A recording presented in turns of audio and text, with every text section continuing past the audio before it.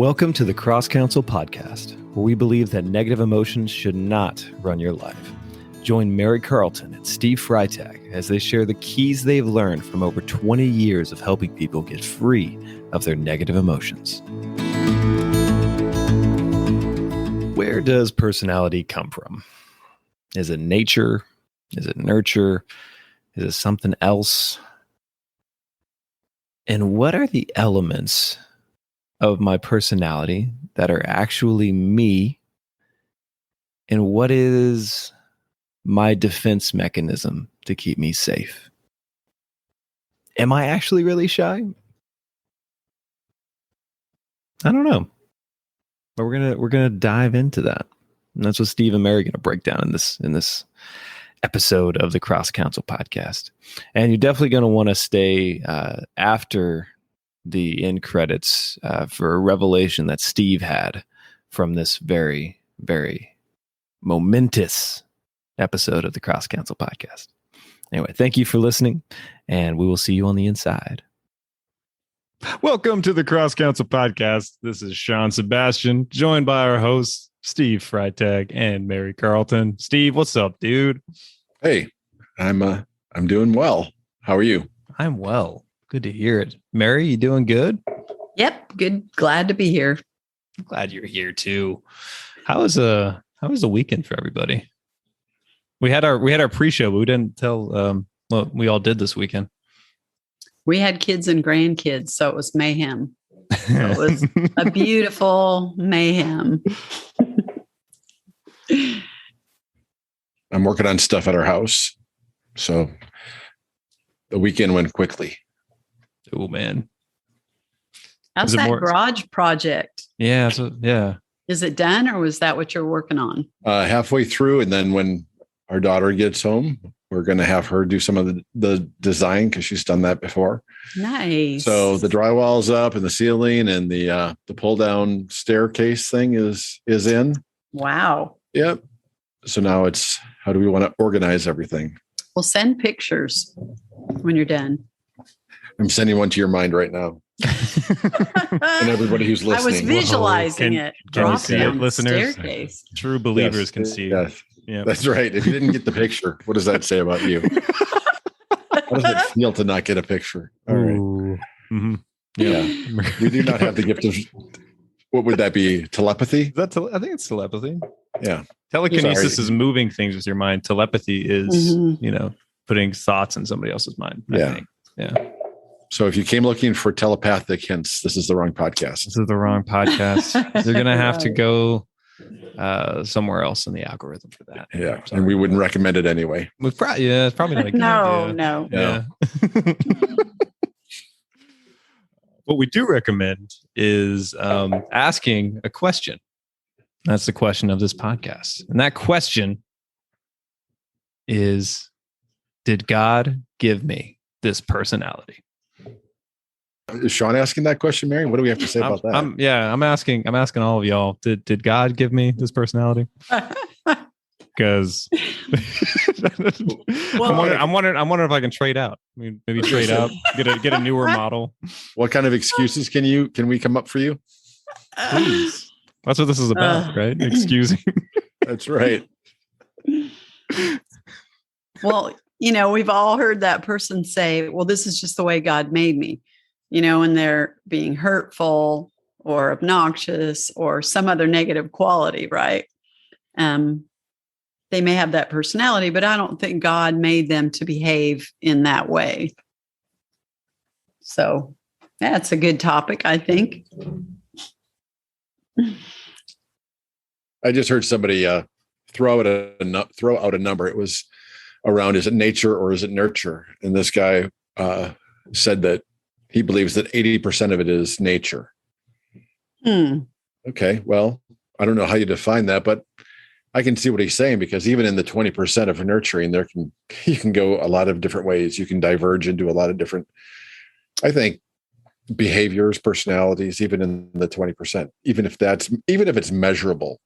I think one of the things they do is they study twins who've been separated, but there's not that many cases. Right? Mm-hmm. But I don't think anyone's been given a spirit of fear. No. but or rudeness. Right. You can be nurtured into that. Yes, you can. Our bent is toward fear because our bent is toward self-protection Mm-hmm. in a broken world, especially. Yeah. I mean, honestly, I would have to say that people who have been transformed by God, their personalities have been transformed, meaning they were once one way and now they're very different, can probably see this whole thing a little more clearly than just looking at the numbers or statistics or the psychological, understanding of personality. Because when you look at I'll just take me, for example. When I look at who I was 20 years ago, before I started looking at why I'm behaving this way, why I'm feeling all these negative emotions, why am I scared to do this, scared to do that, scared to speak up? Why did I let so many people walk over me? Whatever those wrong behaviors were. When I look at that I was and how far I've come, which I still have a ways to go, but how different I am now than I was then. I used to think that was my personality. I used to think, well, I'm just quiet. I'm one of those people that just observes, and thinks. I'm a thinker, and I made all these excuses or labels for why I was the way I was to make me feel better about the fact that I would never speak up and people would walk over me. And, in meetings, I could never say my opinion or whatever. I made all these excuses for that. But it always felt terrible to live that way. And so now when I look at where God has freed me of some of that and how different I act and the fact that I'm even doing this, and loving it and having joy in it, no fear. When I look at that, I realize that wasn't my personality. I just was ruled by a lot of fear in my life. And so I don't know, a lot of that fear came from the way I was nurtured and not intentionally nurtured to scare me. But as I went through in an unsafe environment at times, I became afraid and I started believing a lot of things about not being safe and not being good enough and not whatever. I'm going to give Jim and Keith a break and call this guy Bob. So I've known Bob for many years. And we were I remember one night we were playing this game Taboo with friends. And this is maybe 25 years ago or so.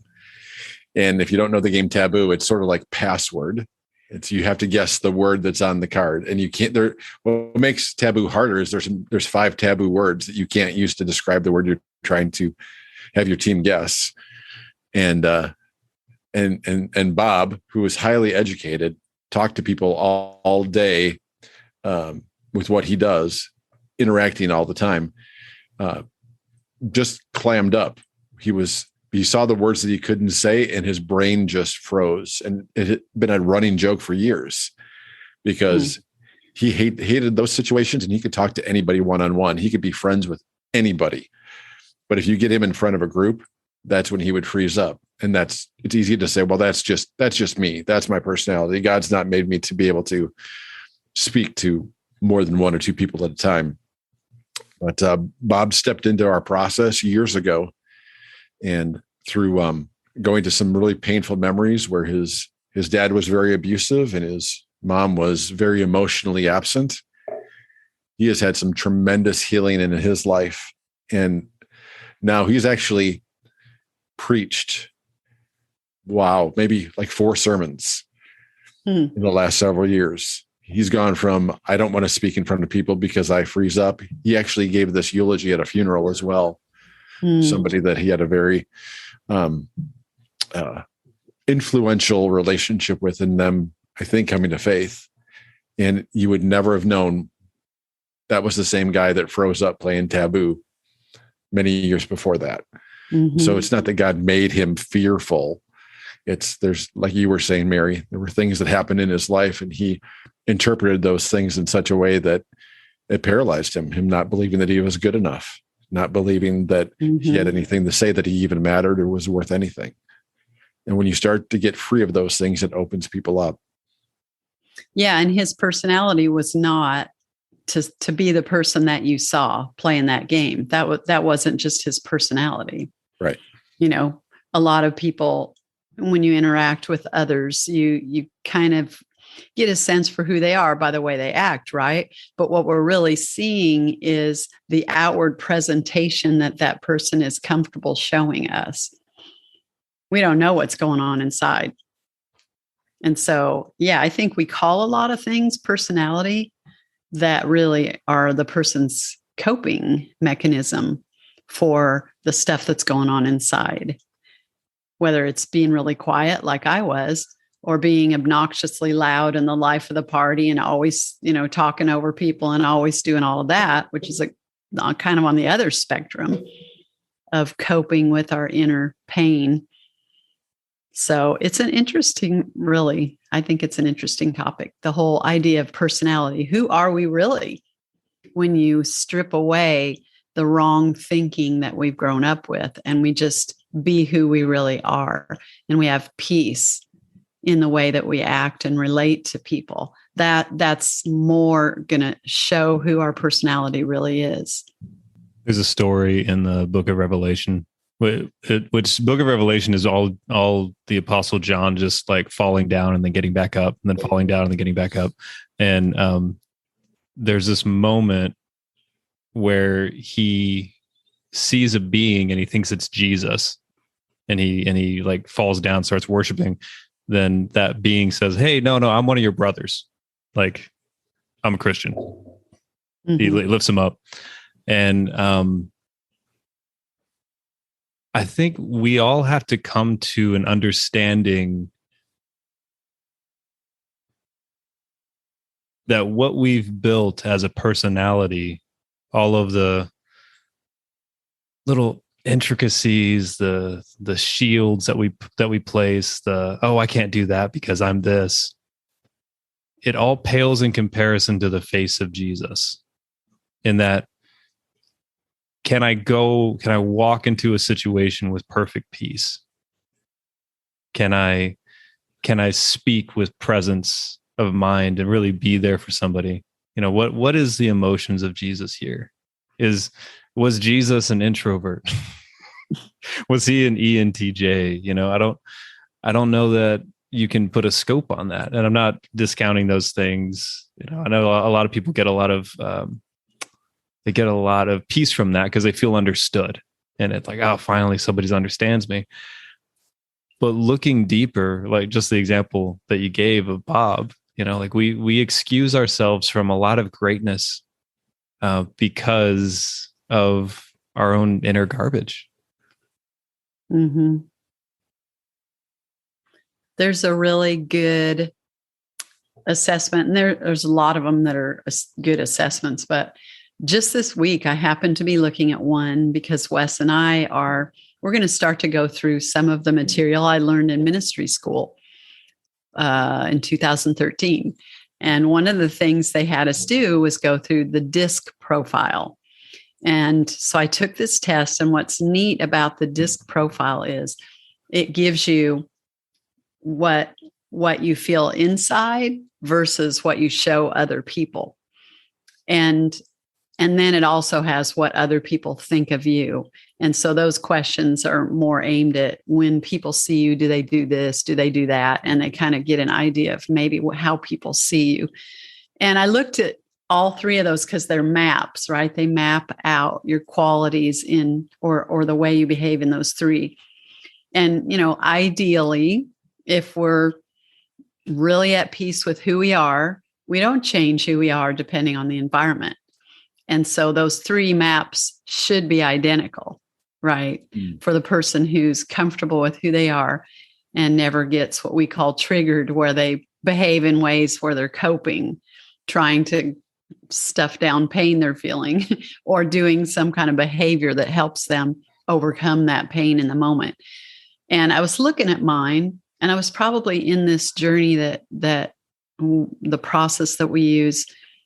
So 2013, I'd been in it about 10 years at that time and had gotten a lot of healing. God had resolved a lot of issues in me, probably a drop in the ocean actually, but it felt like a lot. And so I looked at that, and it was really cool for me to see that all three of my maps, they weren't the same exactly, but they were pretty close. My internal person was pretty close to what the external person was presenting, because at that point I had so much more peace, which is an incredible miracle, because I used to sit at a table and feel completely unworthy, not even knowing the other people that are at the table, just knowing that they're better than me, just feeling completely unworthy, feeling like I shouldn't even be here, and everyone knows it. They all know I'm not qualified, that I'm not going to say anything to make them think any differently. So I'm never going to speak at all. Just all this internal turmoil that would go on trying to manage that situation. I don't have any of that now. In fact, getting our lie-based thinking is what we're talking about, that causes our personality to behave in ways that aren't really us. Getting that out of the way actually helps us to respond the way our heart would respond. And so I find myself looking at people and just seeing the pain in their life, seeing why they're saying what they're saying or doing what they're doing. And I feel compassion starting to come up in me when I'm in those situations now. It's not about me anymore, trying to manage all that was going on inside. So I do like those kind of tests, because they do help us understand ourselves. And so that one definitely I think is one that might help people to see maybe where their blind spots are, where they think they're a certain way, but really other people see them this way, or internally they act completely differently than they do in what they present to people. It can be eye-opening. I remember I had a friend that took actually that test, and he showed me his results, and he was like, "This is like," he was yeah, I think it was the first time he really felt understood as a person, because he was like, all of this makes sense to me as to why I do things. The only two dangers that I've seen with that. So my mom was a corporate trainer for a long time, so she tested a lot of this stuff on us growing up. Some of the dangers that I see is two dangers. Number one, that it allows you to disqualify and invalidate other people. Like, Steve, you would say that because you're a ENTJ squared, whatever, Q97. The second one is to excuse our own behavior because I am this, and that. And taking the time to really have the self-awareness that is this coming from a place of peace? Why is Keith yelling at the worker at Jack in the Box right now because he didn't get enough special sauce on his taco? Like, is that a personality trait? I don't know. Oh, he's just really about justice. Because he's a high D, he's a DI or whatever. But no, that's probably something deeper there than that. That's the two biggest dangers that I see with those kind of tests, or just making excuses for personality in general.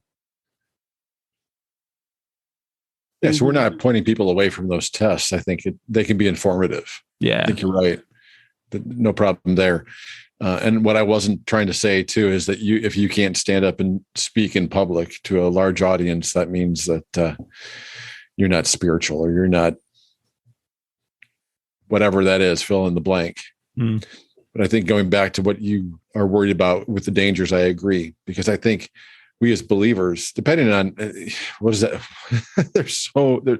there's such a spectrum of what it means to follow Christ. Yeah, there's a big swath of those of us who are Christ followers that I think what we end up doing is we rationalize our lack of character, and we downplay the brokenness in us that God wants to transform inside of us. So we spiritually rationalize mediocrity. I think we're called to something higher than that, and not rationalize our mediocrity, but take a look at what is it inside of me that's causing me to stay in this bubble or this cocoon of safety. Right. I know for me, going back to, is this the way God made me? Going back to a lot of things that I experienced as a child, it tuned me in. It made me vigilant. I don't know if I would say hyper vigilant, because some people have that going on, but at least vigilant in what other people were feeling, being able to read a person or read a room. And so I learned to be sensitive because of the sensitivity and the brokenness inside of me. And by the time I got to college, it was, oh, Steve, you're just so sensitive. And you get the pat on the back for that, for being sensitive. At least I did in the environment that I was in. But that sensitivity was really my brokenness bleeding out. And as long as I see you in your pain and hurt, and I identify that and listen to you, I'm never going to get rejected for that. But much of what that was me not wanting to feel my pain. And so I would try to rescue you out of your pain so that neither of us had to feel it. And that's not spiritual maturity. That's just learning how to cope with your pain. Not that good things can't come out of that, to be an encouragement, to be a listening ear, to help people be understood, but it doesn't necessarily bring transformation to the person that you're being compassionate toward. And it certainly doesn't mean it's transformation for me. And I think we've actually ranked empathy a little bit higher than we should. I've worked with a lot of people who've experienced a great loss, and the really unhelpful, that's the kindest word I can say. Some of the most unhelpful things people will say, well, they're in heaven now, or they're in a better place, or they're not feeling pain. That doesn't register with people. Right. But if you just say, well, I'm sorry for your loss too, I think that can sound trite. Right. But my empathy or sympathy toward your situation does not do as much as we think it does. If you went to a doctor for a surgery, you're just like, oh yeah, I really feel bad for you. Good luck with that. Yeah, don't you have to like knock me out and cut me open and take whatever that thing is out of me? Oh yeah, maybe I can do that too. Yeah, and it's easy to say, like, that's my personality. I'm just an empathetic person, but this is something that was even talking to my wife about earlier, of like how that can be, I don't know if this was your case, Steve, but how that can even be like a defense mechanism to keep people from rejecting you. Because I am now providing some kind of usefulness here, that because I'm the empathetic one, sensitive, I'm here for you. It makes it so I'm less likely to be alone. And I think there can be those things in quote unquote personality traits that are actually based in self-protective measures to keep ourselves safe. I would probably, if I were to put a number on that, this might be an underestimate, but in my case, that would only be about 100%. So give or take. Yeah. Give or take. I think a lot of us that's what we just picked up, that I like that 88% was it 88% nurture? 80% nurture. 80% right? nurture. And he's a researcher, a psychologist. It's not just some guy who, they pulled off the street. Yeah. Right. I've had pastors or people who have referred people to me, and then the person comes in, they get some freedom. And then I see the person who referred them and they'll say, I just couldn't do what you guys do. I just couldn't sit there and listen to people, go through those horrible, painful memories. I don't think I could sleep at night. I don't know how you have that kind of patience. And number one, I didn't have that kind of patience 20 years ago. Trust me, I did not. I would get so frustrated and so like, oh my gosh, I'd get angry. And a lot of things would, trigger inside of me trying to minister to people, and just the whole gamut of the human experience. It was awful until I dealt with what was going on inside of me because that person was not getting free, or they were really emotional, or whatever came up in the session. Over the years, the more I've dealt with what's going on inside of me, the more and more I actually can have compassion, peace, joy, and love, and patience and endurance, walking with people through the worst things in their life. But, it wasn't that I was such a kind, merciful person that I did that. I think I did it initially because I felt really needed.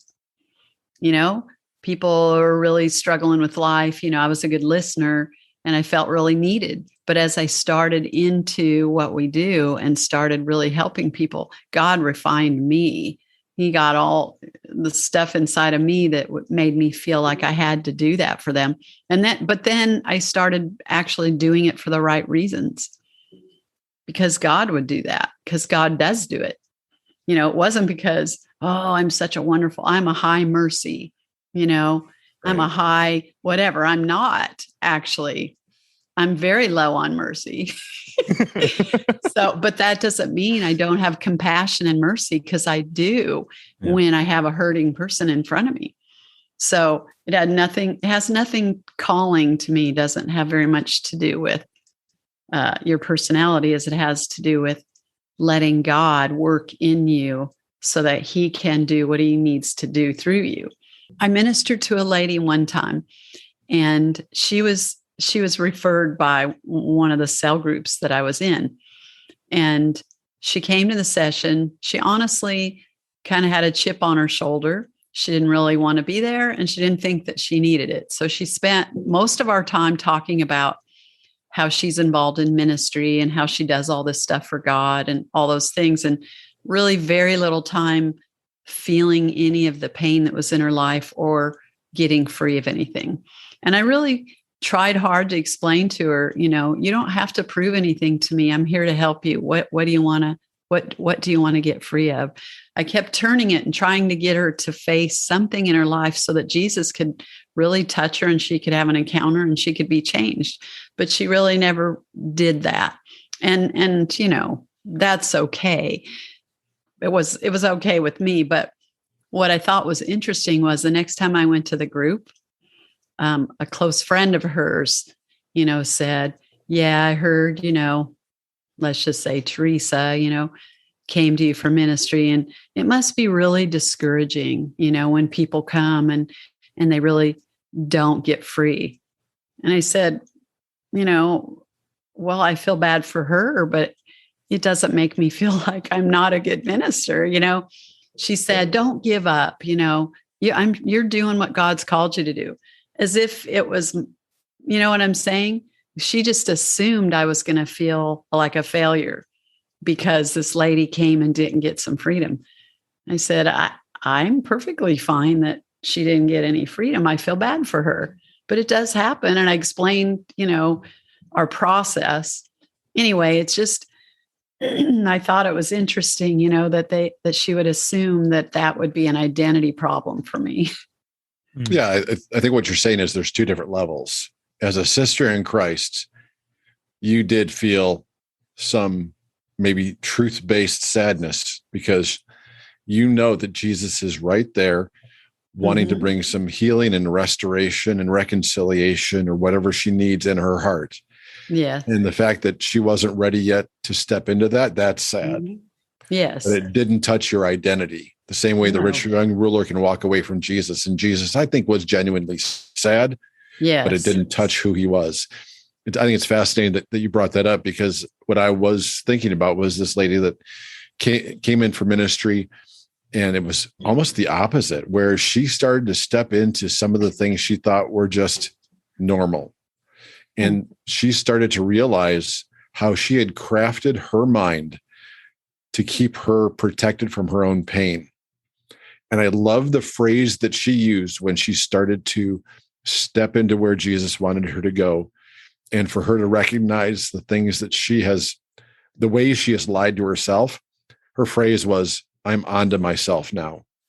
I love it. That was so great. It's like, okay, I hope I hope you continue to stay on that, because we lie to ourselves more than we lie to anybody else. And for her to recognize, wow, I'm onto myself. Keep going, because even the church is really good at keeping you from being onto yourself. Even when, and there's levels to this too, but even at the beginning of a church service, okay, let's just take all your worries from the week. Let's put them over to the side. Let's ignore those and let's just worship God. I get it on one level, but there's another level where maybe this is the exact time to be honest with the worries. Take it to God. Maybe through some of that worship, in that maybe those things you get a better perspective on, instead of setting those over to the side. Maybe bring them fully into a place of worship or whatever's being taught or preached. Maybe right there, Lord, what do you have in the midst of my worry, in the midst of the chaos? Lord, what do you have for me today? Through whatever is sung, whatever is spoken, whatever is recited, taking communion, whatever that is. May I experience whatever you have for me in that, instead of setting it over to the side. Yeah. I mean, thanks for saying that, because giving people permission just to be real, because how many times have we gone to church and worship starts and we have to kind of work ourselves up into it because we just had, a whole car ride over of bad things happening, or the day before something happened, or we're right in the middle of a divorce, or we're right in the middle of our kids or whatever. You come to church with a lot of that stuff. And yeah, I think it's a great opportunity to really be real with God and to let yourself feel what you really feel. And actually, I've had a lot of healing during worship that way, because I find myself, trying to perform, and then I just stop because this feels really stupid. I'm acting a certain way because people around me are acting a certain way, but my heart's not in it, and I'll just stop. And it's like I felt the Lord go, "What's going on, Mary?" And then I just start to dialogue with him in my heart, and I've gotten peace and freedom, some just, mild, if you want to call it that, other profound, just being real with him right there. We're in his presence, in church with brothers and sisters in Christ. Why can't we just feel and be who we really are? I love that. It's true that Paul said we should. When you focus on things that are good and lovely and of good report, your heart's going to be uplifted. And there's times when we want to do that, but there's times when God's like, "Hey, I'm your dad. You don't have to pretend with me. I see you." And he's a good dad. I would never want my kids to come and just act like everything's okay when I can tell obviously that they aren't okay. So I think the third option, that's been a phrase that it's gone around in my head quite a bit lately, and in a lot of different things, but just coming back to just that small little section of going to church. There's one option where you just set it over to the side and you just ignore it for a while. And then there's the option of it consumes you, so you don't even receive whatever's there for you or contribute to whatever that you might be helpful in with somebody else. But then there's that third option of bringing it all together. Maybe that's a microcosm of just how we walk in our daily life. What does that look like? Bringing it all together. Well, in the acknowledging, wow, some of this stuff inside of me is chaotic. It's a mess. There's something that's been triggered inside of me. And as I hold that open-handed before him, that I can be aware of how his spirit might be moving, and not to just be a navel gazer where you just look inside yourself, but also to be helpful and to see other people and to know that all those people are playing the same games inside of their heads, most likely, because that's what we constantly do. We're playing those self-protective games on a regular basis. It makes me think of this C.S. Lewis quote. He's not talking about personality in particular, but he's talking about desires. And a lot of times, especially as somebody who I've been the spectrum of introvert to extrovert, and there's a desire to be other. If you're an introvert, man, I wish I could just be the center of attention. For some people, I know I felt that way. Or if I'm talking too much, man, I wish I would just shut the heck up. But one thing, this is C.S. Lewis, Mr. Clive Staples himself says, it would seem that our Lord finds our desires not too strong, but too weak. We are half-hearted creatures fooling about drink and sex and ambition when infinite joy is offered us, like an ignorant child who wants to go on making mud pies in a slum because he cannot imagine what is meant by the offer of a holiday at the sea or the beach. We are far too easily pleased. And I think that we find a label for ourselves that's comfortable, and maybe we make a career out of it. Like, oh man, I'm just really good with data, and I'm an introvert. I'm going to do data analysis, and that's going to be it, right? And for some people, I'm not saying everybody that's in data or analysis does this, but for some people, they're pushing down the parts of their hearts or their desires, thinking that God made them a certain way and that they have to function and act in the world in this one way, and they can't break out of it whatsoever, when there's a whole world of possibility and emotions that they haven't even tapped into yet, and not really even allowed themselves to feel, because they've put themselves in that box and pushed that down so hard, and they're really afraid to look into that and see the kind of joys that their life might experience. Yeah, probably without people knowing. When Paul talks about all the members have different functions in the body, that the hand, arm, leg, whatever. But I think some people probably think they're like the little toenail. I'm the hangnail of the toe. I'm just barely hanging on. I'm hoping Jesus doesn't notice, so he spits me out of his mouth or kicks me out of his foot. That's right. And that sock is going to just pull me right off. Right?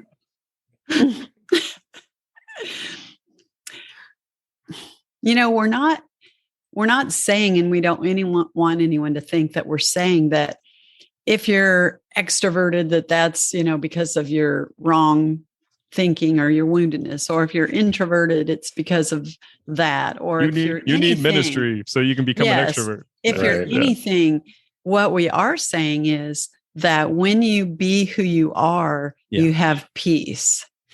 So I'm just thinking of what happened to me a lot of times in ministry was there were things I hated about myself. And when I got free of that self-hatred over that thing, I actually loved the very quality that I had hated. For example, I mentioned that I let people walk all over me. I'd be super quiet and I would listen. I would never defend myself. And they would even do and say and judge me wrongly. And I wouldn't stand up for myself. And when God healed that, I remember realizing God, one of the things he said was that he made me to be other oriented. He made me to see other people and to want to care for other people. He made me that way. And now I have great joy in that. But before he healed me, I hated that part of me, that I would defer to other people, because I most of the time deferred because I was too scared to stand up for myself. After he healed me and brought truth to that and told me, I made you to be other oriented, then I could be with a person and they might say something that I didn't think was right. I didn't feel a need to defend myself. I didn't feel a need to correct them. I just felt at peace so that I could listen to their heart and see who they really were. So it's a heart motivation. When you have peace about who you are, that's what we want. But if who you are and the way you act is actually causing you pain, internal turmoil, then that may not be the real you. There's probably some wrong thinking in there that makes you behave that way. And so those are the things we're talking about that we want to help people with, because that's a tough struggle to be in. To that internal voice, that internal struggle to be something different than what we are. That's where we want to help people so they can actually love who they are because they know God loves who they are. Right. Because how often do you like course correct, like overcorrect? I mean, so like I'm an introvert. This is just me. This is it. Suddenly you try to branch out, but you go too far and everybody can tell that you're forcing it. So it doesn't seem natural. And you're like, okay, I'm just going to go back to this. Right. And it feels unsafe because of that. And so, but because you're having peace, you have the option to do it or not do it. And it's perfectly fine, but it's still peace. That's what matters, is the peace, and not just numbness. Because I know we've talked about this before. We could talk about this probably again sometime, is the difference between numbness and peace. I think a lot of us on some level think that I'm at peace, but in reality, I'm just kind of like the frog in the kettle. And like, this is just normal. And, but there's all this chaos inside that you've gotten acclimated to. Mm-hmm. And so when you try to branch out, suddenly it just, the pot spills all over everybody. There's hot water all over the floor. You're taking mops and all the towels from the bathroom, and you're trying to get it all together. And you're like, I'm never doing that again. But what you can do is you can just turn down the heat so that there's actual peace going on. This subject's just so big. It's like so huge. Right. It is. Personality. So we want to help people be who they are. My brother, that's part of his email address. Be who you are.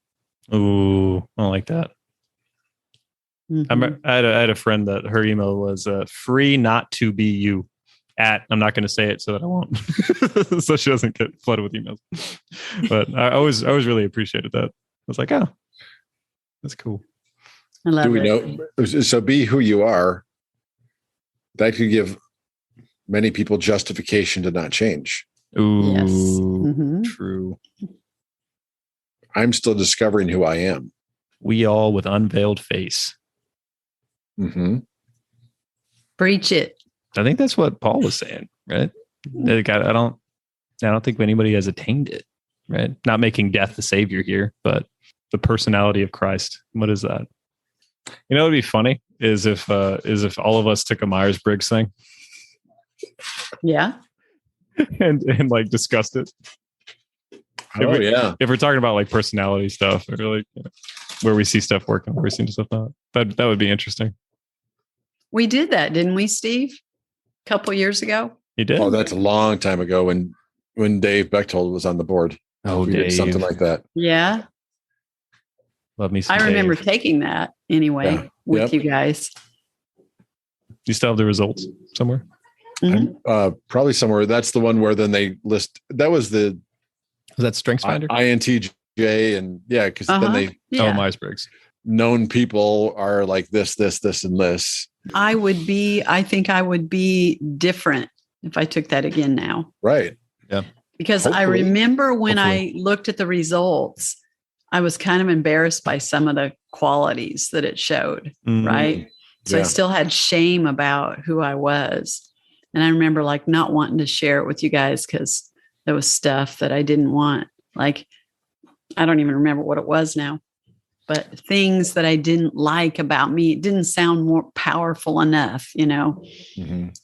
Like that verse in Revelation really has messed with me for years. Really, like, then there's another C.S. Lewis quote that I really like that I won't look up here, but basically saying like, hey, culture, art, all of these things are fragile and will not last as long as the human being who just served you tacos at Jack in the Box.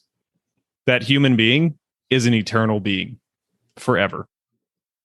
Wherever they end up, like that they will, they're made in the image and likeness of Jesus, the Word of God. And how are you treating that person?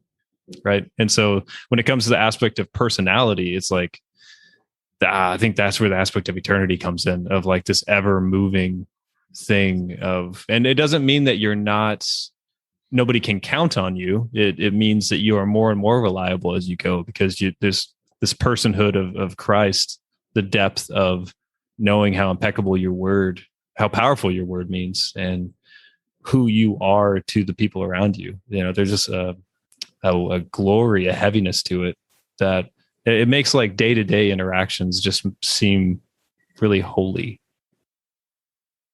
because you know that the person that you're talking to, if they're at the register at Jack in the Box, if they are anyone in your life, suddenly like there's this, you see eternity in them, you know, and it doesn't necessarily follow into a Myers-Briggs thing. It doesn't fall into a DISC thing. It becomes just like, oh my God, you are so amazing. And, you know, maybe I am an ENT, whatever, and that's why I feel that way. But I prefer feeling that way, you know, to see like the whole scope of, and I'm not, you know, or getting a glimpse of the whole scope that there can be more, you know. It's beautiful, and it just makes you love people, and I like that.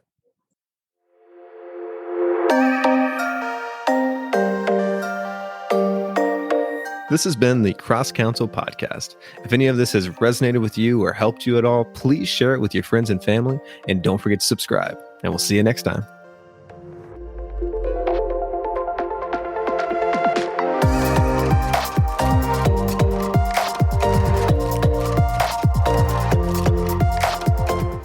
Well, to close, I think maybe it's because I'm from Wisconsin and not from north of Texas like Mary or in Fort Worth like Sean. But if I've learned anything in this podcast, it's that Jack in the Box serves tacos. Do they not serve tacos in Wisconsin? What? We don't. Jack in the Box died in Wisconsin a long time ago, as far as I know. Probably because they didn't bring tacos up there. Maybe. There's always stuff to learn. Yeah.